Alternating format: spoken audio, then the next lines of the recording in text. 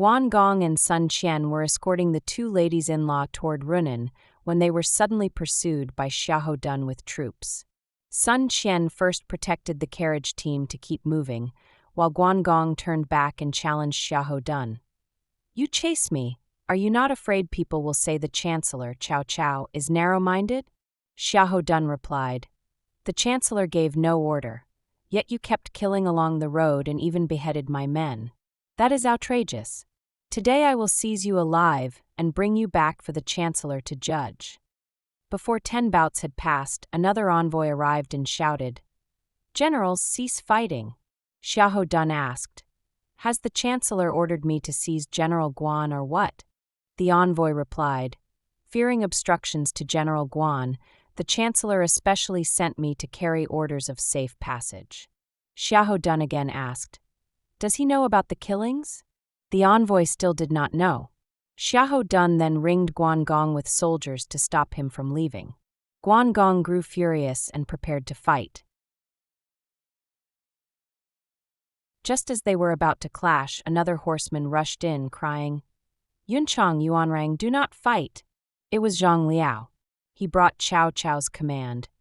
Hearing that Guan Yunchang has cut down foes along the way, and fearing someone might block him, the Chancellor sent me to say he is to be allowed through, no hindrance. Xiahou Dun objected. Qin Shi was Kai Yang's nephew. Kai Yang entrusted him to me, and now Guan Gong killed him. How can I let this pass? Zhang Liao said, "I will explain this to General Kai myself.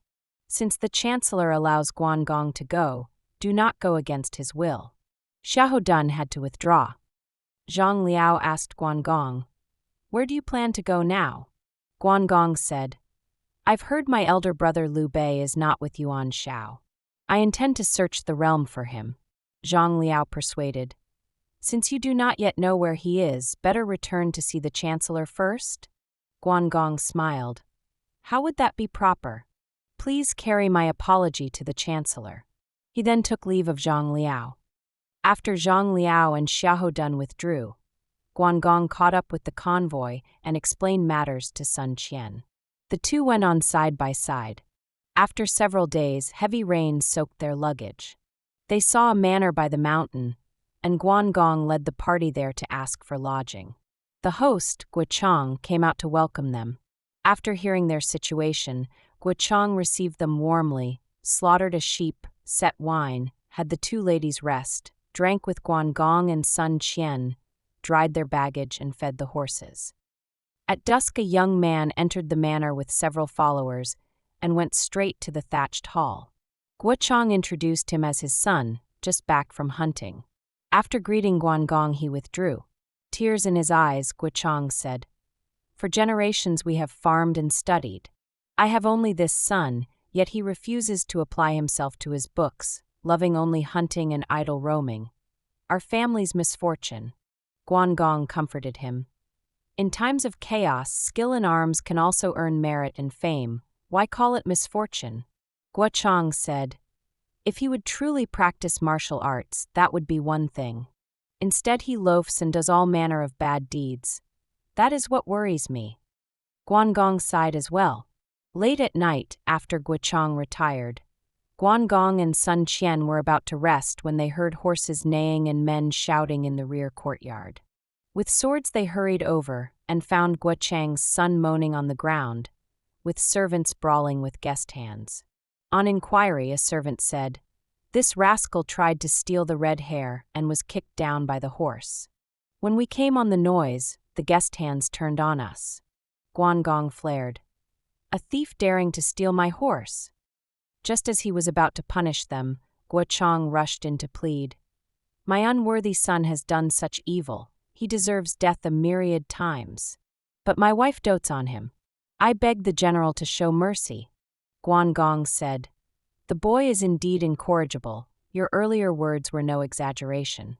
Yet for your sake I will spare him this once." He then ordered the horse guarded, dispersed the guest hands, and returned with Sun Qian to rest. At dawn, Guochang and his wife came to give thanks. "Our son offended the general. Thank you for your lenience." As they spoke, A troop approached in the distance. Pei said, "That must be Zhou Tsang." Guan Gong dismounted to await him. Indeed, a tall, black-faced stalwart carrying a long spear rode up. Seeing Guan Gong, he was overjoyed, dismounted, and bowed. Zhou Tsang pays respects to the general. Asked how he recognized him, Zhou Tsang said, "I saw you once while serving under Zhang Bao. Alas, I later strayed among bandits and never had the chance to follow you. Today, meeting you, I wish to serve at your side, even to death without regret." All expressed willingness to follow. Guan Gong went to consult the ladies. Lady Gan said, "Since uncle left Shudu, you have escorted us alone and refused to accept troops. Earlier Liao Hua wished to join and you declined. Why take Zhou Tsang's people now? We women have shallow insight, uncle should judge." Guan Gong said, "Elder sister speaks with reason." He told Zhou Tsang, "I am not heartless, but the ladies do not consent. Return to your mountain for now. When I find my elder brother, I will surely summon you." Zhou Tsang knocked his head and said, "I strayed into the bandit path. Meeting you is like seeing the light. How can I miss the chance? If bringing men is inconvenient, let them follow Pei Yuan Shao. I will come on foot with you. Even a myriad li I will not fear." Guan Gong again consulted Lady Gan. She said, "1 or 2 attendants do no harm." Thus, Guan Gong had Zhou Tsang send the men with Pei. Pei said, "I would follow the general too." Zhou Tsang said, "If you go, the men will scatter. You command them for now. When we have a place, we will fetch you." Pei left disconsolate. Zhou Tsang followed Guan Gong toward Runan. After several days, they sighted a walled town. Guan Gong asked locals, "What place is this?" They said, "This is called Guqing. Months ago, a general surnamed Zhang drove off the magistrate, seized the town, recruited troops, and stockpiled grain and fodder. He now has 3,000 to 5,000 men. None nearby dare offend him." Guan Gong was overjoyed. "Then my younger brother Zhang Fei is here." He sent Sun Qian into the city to report and ask him to come out to welcome the ladies. Zhang Fei had stayed on Mangdang Mountain for over a month. Seeking news of Liu Bei, he came to Guqing to borrow grain. When the magistrate refused, he drove him out and occupied the town. That day Sun Qian entered, met Zhang Fei, and reported, "After leaving Yuan Shao, the lord went to Runan. Now Guan Yunchang is escorting the 2 ladies from Shudu to this place and asks you to meet them outside the city." Zhang Fei said nothing, donned armor, mounted at once, and led over 1,000 men straight for the north gate. Startled, Sun Qian dared not ask more and followed. From afar, Guan Gong saw Zhang Fei and rejoiced, handing his blade to Zhou Tsang and spurring forward. Unexpectedly, Zhang Fei's eyes bulged, his whiskers bristled. With a thunderous shout, he thrust his spear at Guan Gong. Startled, Guan Gong evaded and cried, "Worthy brother, what are you doing? Have you forgotten our peach garden oath?"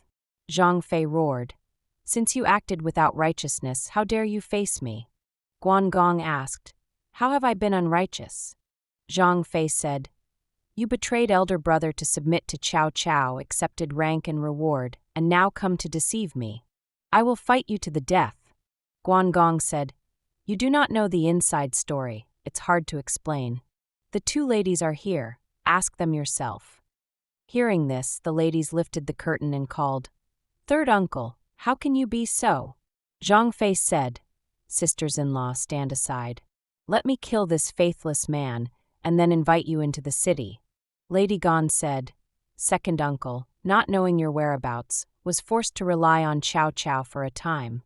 Now that he learned the Lord was in Runan, he braved danger to bring us here. Do not misunderstand." Lady Mi added, "Second uncle's time in Shudu was sheer necessity." Zhang Fei said, "Do not be deceived. A loyal minister would die rather than be shamed. How can a true man serve 2 masters?" Guan Gong said, "Do not wrong me, worthy brother." Sun Qian interjected, "Yunchang came precisely to find you." Zhang Fei fumed, "Nonsense. He must be here to seize me." Guan Gong said, "If I meant to seize you, I would bring an army." Zhang Fei pointed behind. Is that not your force? Guan Gong turned and saw indeed a column approaching with Chao's banners. Zhang Fei, angrier still, raised his spear to stab. Guan Gong quickly stopped him. Watch me cut down their commander to prove my heart. Zhang Fei said, If you are true, then within 3 drumbeats behead the coming general. Soon the Chao troops arrived, led by Kai Yang. He shouted, You killed my nephew Qin Chi and dare flee here. By the Chancellor's order I have come to take you. Without a word, Guan Gong raised the blade and struck. Zhang Fei himself beat the drum. Before one full beat, Kai Yang's head had fallen beneath Guan Gong's blade. The Chao troops scattered. Guan Gong seized a soldier and questioned him. He said, Kai Yang, hearing his nephew was slain, burned to go north of the river to seek revenge on you. The Chancellor refused and instead sent him to attack Liu Bei in Runan, but here he happened on you. Guan Gong sent him to explain to Zhang Fei. Zhang Fei then asked in detail about Shudu, and at last believed. As they spoke, a scout reported, A dozen riders are racing up from the south gate, unclear who they are. Suspicious. Zhang Fei went out to look and saw a lightly equipped group who dismounted at once. They were Mi Zhu and Mi Fang. Zhang Fei dismounted to greet them. Mi Zhu said, After we were scattered in Shuzhou, my brother and I fled home. We sent men everywhere to seek news, learning that Yunchang had yielded to Cao Cao. The Lord was in Hebei, and Jianyong also there. We did not know you were here. Yesterday we heard on the road that a general surnamed Zhang was in Guqing. Guessing it was you, we came to find you, and happily met you. Zhang Fei said, Brother Yunchang and son Qian have just escorted the ladies here and already know elder brother's whereabouts. The two were overjoyed, went to see Guan Gong and paid respects to the ladies. Zhang Fei welcomed the sisters-in-law into the city and settled them. The ladies recounted Guan Gong's journey in detail. Zhang Fei wept and bowed to thank Yunchang. The Mi brothers were moved to tears. Zhang Fei then told of his own wanderings, and a feast was laid to celebrate the reunion. Next day, Zhang Fei wished to go with Guan Gong to Runan to see Liu Bei. Guan Gong said, Worthy brother, you should first guard the ladies and reside here for now. Son Qian, and I will go ahead to seek news of elder brother. Zhang Fei agreed. Guan Gong and Sun Qian took a few dozen men to Runan. Liu Bei and Gong Du came out to greet them. Guan Gong asked, Where is the imperial uncle? Liu Bei said, He stayed here several days, but with too few troops went to Hebei to consult Yuan Shao. Disappointed, Guan Gong listened as Sun Qian said, Do not worry. Make one more effort, go to Hebei, inform the imperial uncle, and then come together to Guqing. Following this plan, Guan Gong and Sun Qian took leave of Liu Bei and Gong Du, returned to Guqing, and briefed Zhang Fei. Zhang Fei wished to go with them to Hebei. Guan Gong said, With this Guqing we have a foothold, we must not abandon it lightly.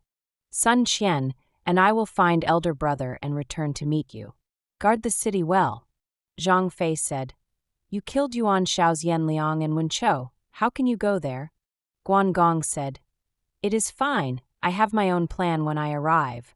He then asked Zhou Tsang, How many men does Pei Yuan Shao have on Crouching Ox Mountain? Zhou said, 4 or 500. Guan Gong said, I will take the by-roads to find elder brother. You go to Crouching Ox and bring that force here to meet us along the main road. Zhou Tsang departed on this mission. Guan Gong and Sun Qian took barely 20 men and headed for Hebei. Near Jieshou, Sun Qian said, Do not enter the city rashly. Rest here while I go ahead to see the imperial uncle and make arrangements. Guan Gong agreed. He led his men to a village to lodge. The host was surnamed Guan, given name Ding. He received them warmly and introduced his 2 sons. Sun Qian hurried to Jizhou, met Liu Bei, and reported. Liu Bei said, Jianyong is also here, we can secretly confer. Soon Jianyong arrived, and the 3 discussed how to slip away. Jianyong said, Tomorrow, when you meet Yuan Shao, say you will go to Jingzhou to coordinate with Liu Biao against Cao Cao. Use this to get free. Liu Bei said, "Good. Can you travel with me?" Jian Yong said, "I have my own way to get out." The plan set. Next day Liu Bei saw Yuan Shao and said, "Lu Jingsheng Liu Biao holds the 9 commanderies of Jing and Xiang with picked troops and ample grain. We should join to strike Cao Cao." Yuan Shao said, "I sent envoys before, but he would not come." Liu Bei said, "He is of my clan. If I go, he will agree." Yuan Shao said, "If we can link with Liu Biao, that is better than with Liu Pai." He ordered Liu Bei to set out, adding, "I hear Guan Yu left Cao Cao and wishes to come to Hebei. I want to kill him to avenge Yan Liang and Wen Chou." Liu Bei said, "You first wanted to employ him, therefore I summoned him. Now you would kill him? Yan Liang and Wen Chou are but 2 deer. Yunchang is a tiger. To lose 2 deer but gain a tiger, what loss is there?" Yuan Shao laughed. "I do love him, only joking. Send to hasten him." Liu Bei said, "Let Sun Qian go." Yuan Shao was delighted. As Liu Bei left, Jian Yong entered to say to Yuan Shao, "Once Liu Bei departs, I fear he will not return. Allow me to accompany him, both to persuade Liu Biao and to keep an eye on Liu Bei." Yuan Shao agreed. Guitu warned Yuan Shao, "Liu Bei failed with Liu Pai, now he goes with Jian Yong to Jingzhou. I fear he will not come back." Yuan Shao said, "Do not be suspicious, Jian Yong has his own plan." Guitu sighed and withdrew. Liu Bei sent Sun Qian out to inform Guan Gong, then departed with Jian Yong. Reaching Jieshou, Sun Qian met them and brought them to Guan Ding's manor. At the gate, Guan Gong wept aloud. Guan Ding presented his 2 sons. Asked their ages, he said his second son Guan Ping was 18 and wished him to follow Guan Gong. Liu Bei said, "My younger brother has no son yet. Let your son acknowledge him as father and call me uncle." Overjoyed, Guan Ding had Guan Ping bow and become Guan Gong's adopted son. Fearing Yuan Shao might pursue, Liu Bei pressed to depart at once. Guan Ping went with Guan Gong.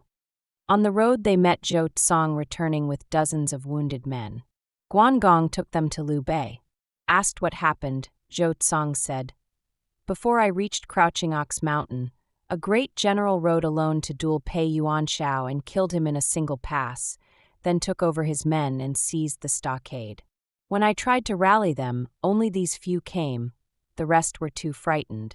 I challenged that general but lost several bouts and took 3 spear wounds. Thus I returned to report." Liu Bei asked, "What was he like? Do you know his name?" Zhou Tsang said, "A mighty figure, but his name unknown." Guan Gong led the way and Liu Bei followed straight to Crouching Ox Mountain. At the foot, Zhou Tsang shouted abuse. The mountain's general armed himself and came down with spear in hand. At a glance, Liu Bei whipped his horse forward and cried, "Are you not Zilong?" The man, seeing Liu Bei, dismounted and bowed. It was Zhao Zilong. Liu Bei and Guan Gong dismounted to embrace and asked why he was there. Zhao Yun said, "Since we parted, Gong Sunzan ignored my counsel and perished by fire. Yuan Shao summoned me many times, but I judged him no true employer, so I did not go. Later I wished to join you in Shuzhou, but heard Shuzhou had fallen. Guan Gong had gone over to Chao, and you were with Yuan Shao. Many times I wanted to come, yet feared Yuan Shao's anger. I wandered with no refuge. Passing here recently, Pei Yuan Shao tried to seize my horse. I killed him and stayed temporarily. Lately I heard Zhang Fei was at Guqing and meant to go. Was it true? Today I am blessed to meet you." Overjoyed, Liu Bei told his story and Guan Gong recounted his as well. Liu Bei sighed. "When I first met Zilong, I could not bear to part. Today we are reunited at last." Zhao Yun said, "I have roamed seeking a worthy lord. Never have I found one like you. To follow you now, I could die without regret." That day they burned the stockade and led the men back with Liu Bei to Guqing. Zhang Fei, Mi Zhu, and Mi Fang welcomed them. All exchanged their tales. The ladies again described Guan Gong's hardships. Liu Bei was moved. They slaughtered cattle and horses to sacrifice to heaven and earth, and rewarded the troops. Seeing his brothers together, officers assembled, and with the addition of Zhao Yun, Guan Ping, and Zhou Tsang, Liu Bei rejoiced and feasted for days. As the poem says, "Back then our hands and feet were split like melon slices, all news cut off and lost to the winds. Today lord and men gather again in righteousness, like dragon and tiger meeting riding the storm." Now Liu Bei, Guan Yu, Zhang Fei, Zhao Yun, Sun Qian, Jianyong, Mizhu, Mifang, Guan Ping, and Zhou Tsang together commanded 4,000 to 5,000 men. Liu Bei wished to leave Guqing to hold Runan. Just then Liu Pai and Gong Du sent to invite him. He marched to garrison Runan, raised troops and horses, and planned his enterprises, here not detailed. As for Yuan Shao, seeing Liu Bei not return, he grew angry and considered sending an army to punish him. Guo advised, "Liu Bei is no great worry. Cao Cao is the real enemy and must be removed. Though Liu Biao holds Jingzhou, he is not dangerous. In Jiangdong, Sun Tzu commands 3 rivers and 6 commanderies with many talented civil and military men. We can ally with him against Cao Cao." Yuan Shao adopted the plan and sent Chen Zhen to make contact with Sun Tzu. Summary. This chapter recounts Guan Gong's arduous journey escorting his sisters-in-law in search of his elder brother, facing pursuit by Chao's forces, bandits trying to seize the red hair, and Guo Chang's son's theft attempt. Along the way he wins the loyalty of Zhou Tsang and adopts Guan Ping, and then reunites with Zhang Fei, Liu Bei, and Zhao Yun. The brothers' misunderstanding is dispelled, their deep bond displayed. Former followers are gathered, banners restored. In the end, with 4,000 to 5,000 troops, Liu Bei moves to Runan to build his cause, while Yuan Shao considers allying with Sun Tzu against Cao Cao, laying groundwork for the tripartite balance to come. 1. Riding alone for 1,000 li and the beheading of Kai Yang. Guan Yu escorts the 2 ladies with a small retinue, passes 5 passes and slays 6 generals, and finally personally beheads the pursuer Kai Yang. This is a novelistic climax. In official history, there is no figure named Kai Yang. He is a fictional creation to heighten the testing of Guan Yu's loyalty. The records of the 3 kingdoms merely notes that Guan Yu left Chao to rejoin Liu, without the 5 passes, 6 generals, or Kai Yang. 2. Zhang Fei's suspicion of Guan Yu and the reunion at Guqing are dramatic inventions to create fraternal conflict and then catharsis. In history, there is no concrete record of a Guqing reunion. The process of Guan Yu's rejoining Liu Bei is glossed over, later embellished by the novel into a symbol of brotherly righteousness.